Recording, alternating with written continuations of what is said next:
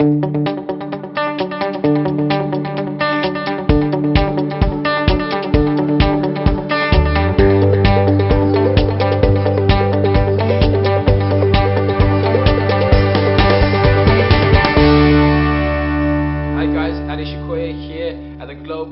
Development and Innovation Summit in London 2018, and right now I'm with Naveed.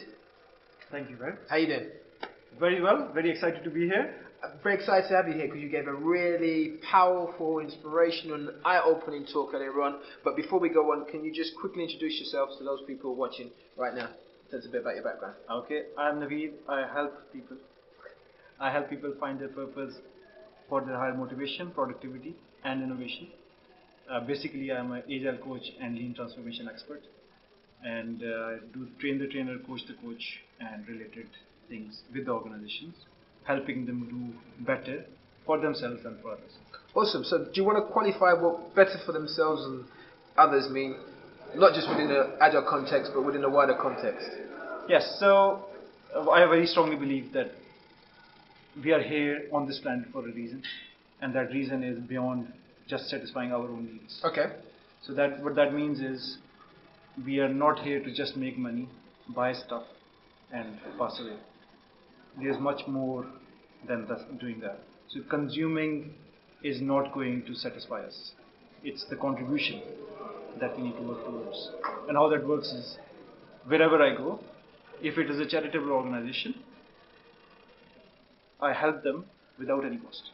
I don't charge them anything for my time, or I even donate them, and that they make much more than just money with me. And then when I go to clients, I help them redefine their purpose or refine their purpose, and I help them connect their employees better. The employee engagement increases because I help them see the common vision, and with the bigger common purpose, that alignment is easier with the employees, saying, okay, so we are not just making money, we're not exploiting people, we are going to do better things, and we're going to produce something that is going to solve people's day-to-day problems. Okay. And we're not going to produce something that nobody needs. Okay. And then so that what happens traditionally is organizations are producing and innovating for the sake of innovation. Yep. Okay. And they're overproducing, and when they overproduce, they have to sell, and then marketing departments grow because nothing is selling. Right. And then they come up with techniques to sell, and those techniques to sell are sometimes not right. Yep, Right? yep. And then what happens is neither the seller nor the buyer is happy. Okay. So that satisfaction is lost, the trust is gone, and as I mentioned in the talk, 80% of the brands have no relationship with the customers. So customers are saying, even if you disappear tomorrow, we don't care, we won't even notice. Okay. I want every organization to be part of that 20% where they do make a difference. And it's interesting. I'm glad you actually put that last stat in there, because I'm sure many people out there could potentially be watching this right now and thinking, well, who cares? You know, at the end of the day, we just want to make money, and that's what it is. And who cares whether we are produced, as long as our numbers go up and we can show the shareholder. But we live in an age right now where it's very easy for people to take their customer service somewhere else if they feel they're not aligned, or they feel they're not appreciated, and they're not valued by a company, no matter how big it is. We live in a time of social media where it's very easy for people to share their stories. Oh, yeah. For some reason, bad stories seem to spread a lot faster and wider than good stories. And interestingly, I was looking at some stats on the BBC where they're saying that 67 years. They were saying that 75% of the companies that are currently on the S&P 500 index will be new companies. Oh, yes. Right, 75% will be new companies in the year 2020. That's 2 years away. Oh, yeah. So that means there are going to be a lot of existing companies that have been around, for many, many years on this. And I think they said the average time that companies used to stay on there before was 67 years. Now they're reckoning in the next 2 years, 75% are going to be new. So these are going to be new companies, new brands that we don't know about. And that speaks to what you're talking about, right? So 2-3 things on that. So world economics, if you look at it in a full systemic perspective. Yep. S&P 500. Those companies, the recent times, the last decade, they used to stay there for about 25 to 35 years. Now, in the last decade, they have been reduced down to 10 to 15 years. And in the upcoming, as you mentioned, it will be about 5 years, max. S&P 500 used to be the safe haven. It's like, oh yeah, S&P 500, that's it. Now it's our cozy carpet, we'll do whatever I want. Not anymore. Why? Because the conscientiousness of people is increasing.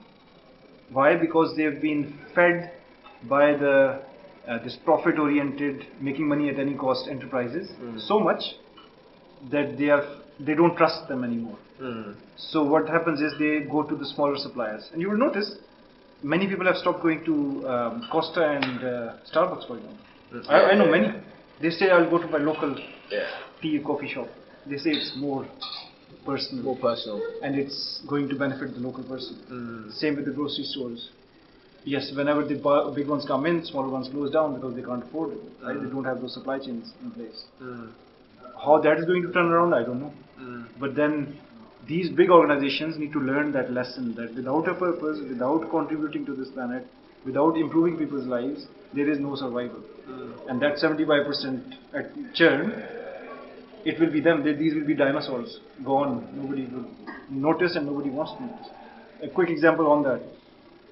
There is a concept of designer diapers. Okay. So why would you produce such a thing as designer diapers? Let me get that right. Diapers, I assuming the nappies, and when we're talking designer, we're talking about what's that, like Versace, Moschino, nappies, and that is disposable. They better not be disposable. They are not disposable. No. Okay. No. So they're not. I'm not buying any. I'm not buying any for anybody. My kids are grown, but even if they were grown, they ain't getting no designer. They get. But So they're not sustainable. They're not eco-friendly. They are just packaged well, and they have beautiful colors. Okay. And what is the baby going to do with it? The usual stuff that they do in normal nappies, right? Would you like to put it in your showcase then? What would you? Designer, so useless. finish. Imagine the innovation, right? To make money, they're coming up with products that nobody needs. Okay. But there is a market for that. There are crazy people out there. Of course. It won't stay there for long. Of course. So we need to have meaningful innovation. Right. Okay. That meaningful index is gone from aspiration to meaningfulness. It's gone exponential now. The examples I gave about even Microsoft, Samsung, you talk about any. Yep. Unless they're going to add value to people's life and not selling things unnecessarily to them, or brainwashing them to say, no, you do need it. Yeah, my market is so strong. I'll give you so many messages from so many channels that you are forced to buy. That time is gone. And if you keep going on that route, there is no survival. That's what I strongly believe. That's what the statistics are saying now. Yep. But this has to be felt rather than seen in numbers. Of course. And whoever I talk to, people around me, whoever is finding that purpose, that reason, that why of themselves and their companies and their existence, they are finding it through this route, saying, okay, I can't make a big impact on the world myself probably. Let's join an institution that does. Yeah. So but the moment you join that organization and you see that, oh wow, these guys are helping others. Yep. I can do my job, earn my money, earn my living to a reasonable level, good level, and then I'm doing something beyond earning money. That's the future. Of course. That's me. I definitely agree to that, and I can speak to that because money is important, but what's more important is the ability to be able to have some positive impact on people's lives, and that's part of the reason why I like what I do, and I'm fortunate to be able to choose my clients right now as well, which is I'm looking for places where I can go in and have an impact on individuals' lives. If that rolls up to the organisation as well, great. But fundamentally, it's about individuals, right? It's about making their lives better because people are happier in their workplace. They're going to go home and be happier with their wives and their children, which has a bigger impact on society. And that's a starting point. But I really appreciate all the things that you shared. I'm sure that it most probably, like for me, we'll have some more conversations. It's opened up some more thoughts for people that they might want to share with you. How could they get hold of you to, get some additional questions, to get hold of your services or whatever? Okay. So connect with me on LinkedIn. That's probably the most LinkedIn again. LinkedIn. Yes. My name is Naveed Khawaja, and you can add the name. We'll put the name underneath. Yeah, and you can put the link to my profile as well. Probably that's the easiest way to get hold of me. I do blog as well, but I've now shifted to LinkedIn blogging as well. Right. Okay. And once you tell me your challenge or you want any advice, most welcome. Just connect with me and you can find that way. Awesome. I love helping people, so that will motivate me if you contact me. No, I picked up on that energy today, so I really enjoyed the time that we spent together. So really, thank you for taking the time out to share this with the viewers and Agile TV. So thank you very much. Thank you very much. And all the best. And take care. Thank you.